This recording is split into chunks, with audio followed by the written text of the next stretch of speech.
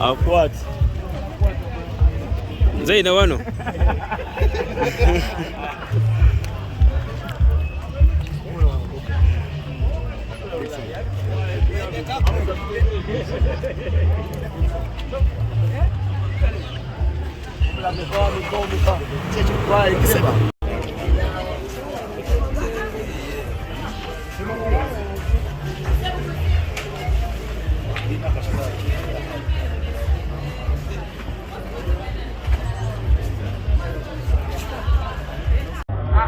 tugenda kukozesa ennimi bbiri basebo ne bannyabo olw'ebizibu bye tutuuseko olunaku lwaleero.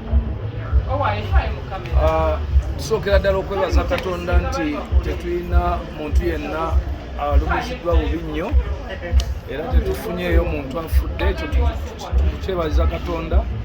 Situation ebaddewo buli muntu agiraba ebadde ya nkuba, it's a natural disaster, naye kiba kikulu nnyo obutabeera insensitive. Twebaza Katonda nti ffenna tuli balamu era ne we tujjidde ku ssaawa eno olaba nti nanyi promota azzeemu n'amaanyi akaseko. Joseph waali naye azzeemu akaseko n'amaanyi. Emabega wa buli kibi wabaayo ekiki ekirungi. Mu nsi bw'ofuna challenge osobola okuwa ekigo naye ekintu ekikulu ekibeerawo, can you stand up immediately and move? So tukkiriziganyiza tugenda kubeera ne press conference ku Tuesday jja tuyite bannamawulire officially tulangirire official date eya concert eno, era nga tumanyi nti concert eno gyeri mu weeks zino ebbiri eziddako, naye tugenda kubawa official date olwokubiri.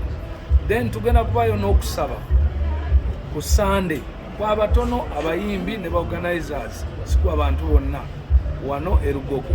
Twongere okuteekamu essaala kubanga gy'okoma okuba omunene ne challenges ezijja gy'oli gye zeeyongera okuba ennene ne Katonda obungi bwe bw'omwetaaga. So n'olwekyo mwebale nnyo mwenna abakavalinze. Ab'emitima emibi tubasaba emitima emibi mugiddeko kubanga tomanya lwaki Katonda Kamiiri leero tamukkiriza kuyimba, ayinza ate omuyimbisa mu ggulu mu wiiki bbiri. So n'olwekyo mbasaba mweddeko nga Bannayuganda, si kyekisoose ate si kyekisemba. So ku Tuesday tujja kubeera ne press conference. Leero sigenda kubakkiriza bannamawulire kubaako na bibuuzo ng'ennaku ku lwokubiri bangi kimu kyokka. Abadde ne extra shows konsati zonna zisaziddwamu zigenda kwongerwayo lwa nsonga nti tosobola kgenda kukola extra nga tetosoose main. Tetwagala bantu baffe bali balowooze nti tugendayo just kubajja mu ssente. No, twagala balabe experience yabadde e Kampala, ate experience ebadde e Kampala gye tutwalawa Embalala, gye tutwala e Masaka, gye tutwala e Luweero.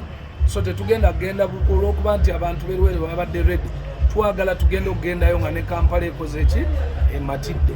So tugenda ku communicating ekiro kya leero ku press release egenda okwogera dates, then tubeere ne press conference egenda okunnyonnyola ensonga zonna eziriwo n'ensonga ezigenda okuddawo. Mwebale nnyo, tujja communicatinga tubagambe essaawa. Ku lwokubiri definitely press conference ejja kubaayo ku ssaawa 4 ku makya. E Lugogo buli kyonna kyonoonya ku konsati ya Joseph Mayanja gwanga mujje Dr. Kigwerawa Lugogo. Mwebale nnyo, mwebale.